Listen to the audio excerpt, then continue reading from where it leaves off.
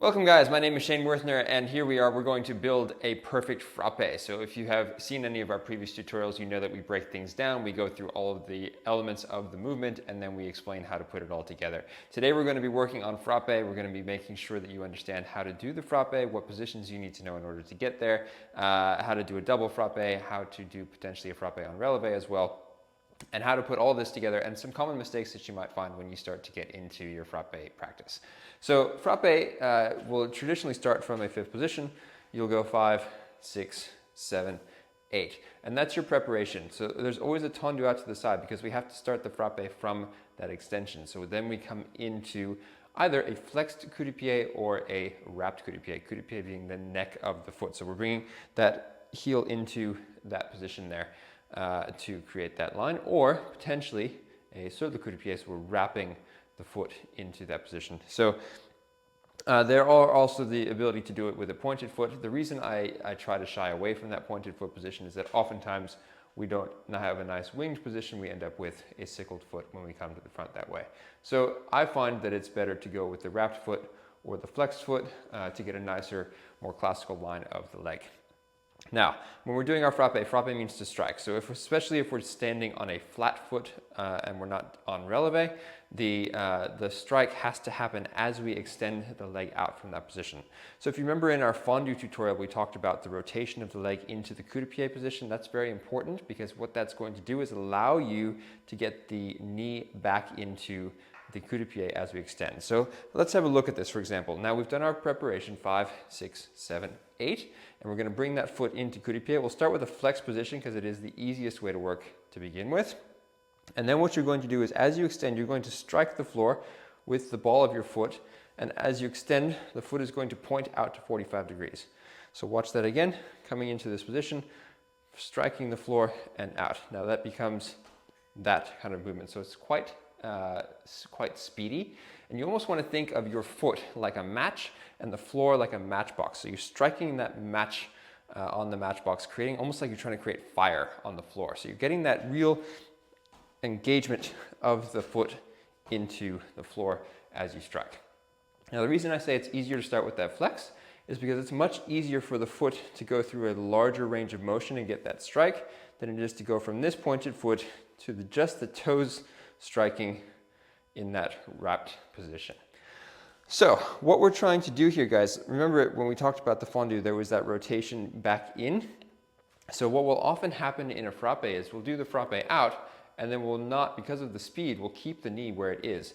And so we end up kind of with this slightly turned in leg position and the leg is just kind of going like this.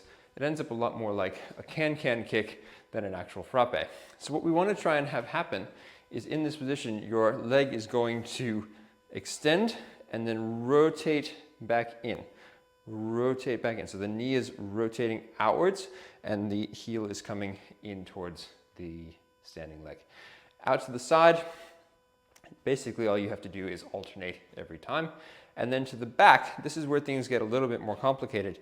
Oftentimes as we go to the back, we'll get a little bit of like an extension with the upper back as we go into the frappe. And so what you want to think about is that wherever your glute is engaged here in this coup de pied to the back, whether it's flexed or pointed, what you're going to do is keep that, and then you're just going to try to stretch the knee at that height. So you don't need to lift the leg into the frappe. That's going to make it very difficult. It's going to slow your legs down, and you're going to find that you're not able to extend the way you want to, and your back is probably going to get involved, which on flat is not as much of a problem as it is on releve, because once we get onto releve, you start to notice that we go like this. Okay, so these are the things that you want to look out for when it comes to frappe, and then basically we just want to practice getting that to the front, to the side, to the back, and to the side, or devant, décoté, derrière, décoté, right? So we're working in all of those directions, just like we would with a tendu or a jeté or a fondue, right? So it's a little bit different, obviously, in rond de jambe. The only other thing that we can work on in a frappe really to develop that then one step further is the double frappe. And now this is where things can get a little bit complicated because we have to do 2 beats on the leg. So what we're going to do to start to learn that is Basically, if you just take your foot to the front like this, in this coup de pied, nicely turned out, and then extend the leg to a 90-degree angle, and then bring it back in. And do that front and back, front and back, front and back. And you can slow that down even more. Just go out, in, out, in, out, in, and then just speed up. And then just start to find that. And as we're doing it, we're trying not to lift at the hip. Okay, so really isolating, using that knee like a hinge, kind of like this arm trick where the arm just kind of looks like it's floating. That's the feeling you want to have in your knee. And then from there, for example, the rule is if you want to extend to the front, you beat back first, front, open. Then if you want to go to the side, from there, front, back, open. To the back from there, you go front, back, open. And then from the back, you're going to go back, front, open. And that can be done with a wrapped position as well. So you would go back, front, open, front, back, open, front, back, open, back, front, open. And again, we're trying to just find that hinge in the knee, which later on when you start to learn petit battement helps a lot because it makes sure that we're not getting this with our leg. It just stays within that position. All right. I think we'll leave frappé en relevé for another lesson because we could talk for quite a long time about that.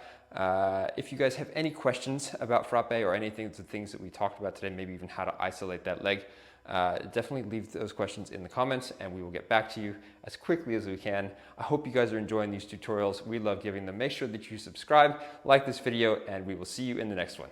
See you guys.